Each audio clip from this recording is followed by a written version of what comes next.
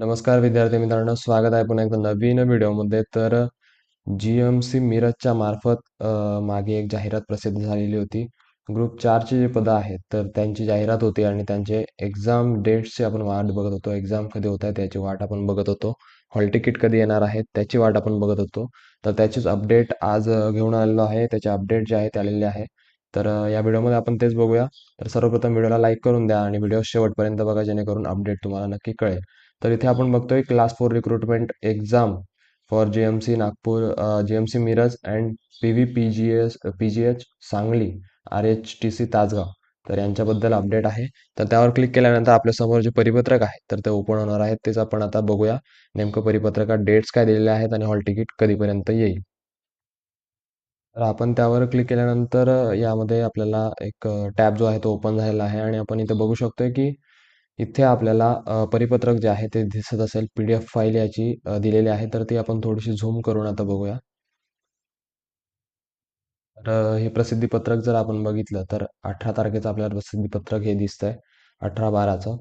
आणि त्यानंतर आपण जर बघितलं तर शासकीय वैद्यकीय महाविद्यालय मिरज, शासकीय वैद्यकीय महाविद्यालय व रुग्णालय मिरज, पद्मविभूषण वसंतदादा पाटील शासकीय रुग्णालय सांगली व आरोग्य शिक्षण पथक तासगाव या संस्थांमधील गट वर्ग संवर्गातील पदे सरळ सेवेने भरण्याकरता परीक्षा दिनांक प्रसिद्ध करण्याबाबत.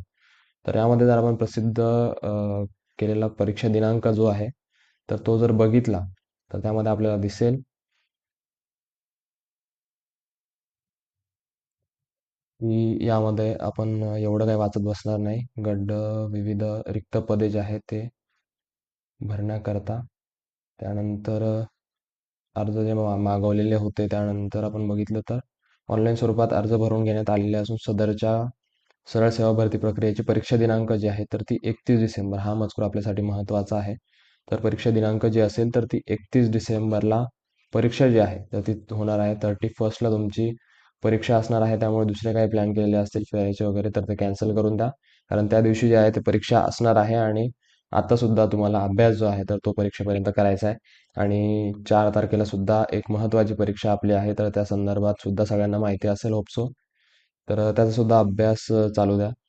त्यानंतर हॉल तिकीट जे आहे, हॉल तिकीटबद्दल सुद्धा अपडेट दिलेली आहे. तर 23 डिसेंबरला तुमचे हॉल तिकीट जे आहे तर ते उपलब्ध होणार आहे आणि एकाच सत्रामध्ये सगळ्या मुलांची जी आहे ऑनलाईन परीक्षा जी आहे ती घेण्यात येईल आणि हॉल तिकीट देखील 23 डिसेंबरला उपलब्ध करण्यात येईल.